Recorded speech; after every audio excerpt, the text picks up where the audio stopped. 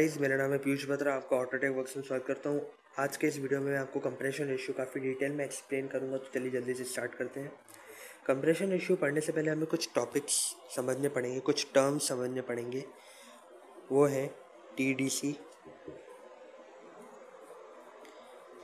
BDC, CV, SV, TV।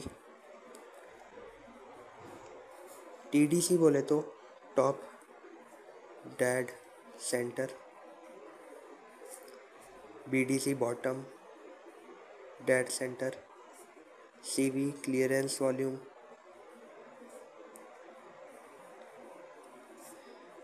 SV swept volume, TV total volume. अब ये सब क्या है मैं आपको बताता हूँ। मान लीजिए ये एक सिलेंडर है, सिलेंडर का फिगर है। ये है TDC, ये है BDC। आपको तो पता ही होगा, सिलेंडर इंजन के सिलेंडर के अंदर पिस्टन रेसिप्रोकेट होता है, मतलब ऊपर नीचे स्लाइड होता है। जो पिस्टन की जो टॉप मोस्ट पोजीशन होती है, जो सबसे मैक्सिमम टॉप मोस्ट पोजीशन होती है, वो होती है टॉप डेड सेंटर। ये फिक्स रहती है, इसके ना आगे जाएगा ना पीछे जाएगा, आएगा तो यहीं तक आएगा। और बॉटम मोस्ट पोजीशन होती है जहाँ पिस्टन नीचे तक जाएगा, वो है BDC, मतलब बॉटम डेड सेंटर। अब ये जो डिस्टेंस कवर कर रहा है, इतने पार्ट का अगर वॉल्यूम देखा जाए, पिस्टन जो इतना डिस्टेंस कवर कर रहा है, इसका वॉल्यूम देखा जाए तो इसे कहते हैं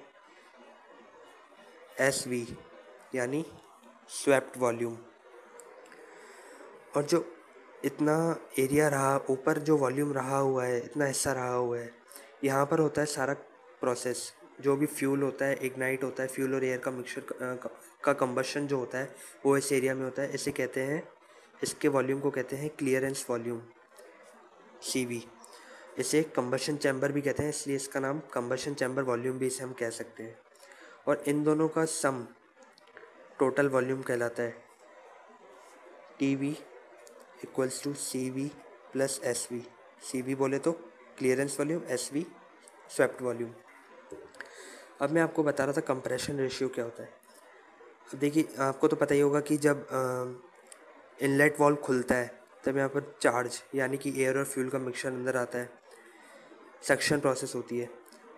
जो पिस्टन होता है TDC से BDC की तरफ जाता है, सारा एयर और फ्यूल का मिक्सचर इतने हिस्से में भर जाता है। फिर नेक्स्ट स्टेज आती है कंप्रेशन। जो पिस्टन होता है BDC से TDC की तरफ स्लाइड होने लगता है ऊपर की तरफ, तो इसमें जो फ्यूल और एयर का मिक्सचर होता है वो कंप्रेस हो जाता है, वो इतने हिस्से में बढ़ जाता है। अब कंप्रेस होने से क्या होगा, प्रेशर बढ़ेगा, प्रेशर के साथ साथ टेम्परेचर बढ़ेगा। टेम्परेचर बढ़ने से क्या होगा, फ्यूल और एयर का जो मिक्सचर है, वो टेम्परेचर बढ़ेगा तो फ्यूल टेम्परेचर बढ़ने के साथ साथ इग्नाइट होगा, मतलब जलेगा। अभी जो ये जलेगा, इसमें दो प्रोसेस होते हैं। अगर पेट्रोल आपका इंजन है तो इसमें एक स्पार्क प्लग ऊपर लगा रहता है, क्योंकि पेट्रोल का फायर पॉइंट काफ़ी ज़्यादा होता है, और जो टेम्परेचर प्रोड्यूस होता है कंप्रेशन की वजह से, वो सफिशिएंट नहीं होता है कि वो उसको जला दे, इसलिए एक स्पार्क प्लग लगा रहता है। जैसे ही कंप्रेस होता है, स्पार्क होता है और ये फ्यूल जल जाता है। और डीजल इंजन की बात करें तो डीजल इंजन में स्पार्क प्लग नहीं होता है, क्योंकि डीजल इंजन का फायर पॉइंट काफ़ी कम होता है। तो जैसे ही कंप्रेस हो जाएगा, पिस्टन ऊपर आके इसको कंप्रेस करेगा, वो खुद ही बर्न हो जाएगा, कंबशन हो जाएगा फ्यूल का, और फिर फ्यूल जलने के बाद पिस्टन को नीचे की तरफ धकेलेगा, थ्रस्ट प्रोड्यूस करेगा, फिर पिस्टन TDC से BDC की तरफ जाता है। अब मैं बात कर रहा था कंप्रेशन रेशियो की। कंप्रेशन रेशियो का फॉर्मूला आता है, नॉर्मली जो मैंने पुराना वीडियो बनाया था उसमें तो मैंने बताया था volume at BDC to volume at TDC। अब मैंने आपको इसमें क्लियरेंस वॉल्यूम, स्वेप्ट वॉल्यूम और टोटल वॉल्यूम बताया, तो इसमें आपको एक नया फॉर्मूला निकल के आता है, CV clearance volume plus swept volume to clearance volume. CV plus SV आपको तो पता ही है टोटल वॉल्यूम होता है, और ये है CV clearance volume. So compression ratio is the ratio of total volume to the clearance volume. अब आपको एक बात बताता हूँ, पेट्रोल का कंप्रेशन रेशियो हमेशा कम होता है as compared to diesel engine. ऐसा क्यों? वो मैंने आपको बता दिया, क्योंकि फायर पॉइंट और फ्लैश पॉइंट वाला जो प्रॉपर्टी होती है फ्यूल की वो इसमें इन्वॉल्व होती है। अगर क्योंकि पेट्रोल का फायर पॉइंट काफ़ी ज़्यादा होता है और कंप्रेशन रेशियो उसको ज़्यादा कंप्रेस होने की ज़रूरत नहीं पड़ती, क्योंकि एक स्पार्क प्लग फ्यूल के मिक्सचर को जला देता है। और डीजल के लिए सीआर हमें कंप्रेशन रेशियो हमें ज़्यादा होना चाहिए, क्योंकि जितना ज़्यादा कंप्रेस होगा उतना ही ज़्यादा टेम्परेचर बढ़ेगा और डीजल जलेगा। क्योंकि अगर हमने कम कंप्रेस किया तो फ्यूल उसमें बच जाएगा और फ्यूल एफिशिएंसी काफ़ी कम हो जाएगी, जिससे पावर भी कम बनेगी। अब मैं आपको एक और चीज़ बताता हूँ। मान लीजिए एक इंजन है, 2 इंजन है, इंजन 1, इंजन 2।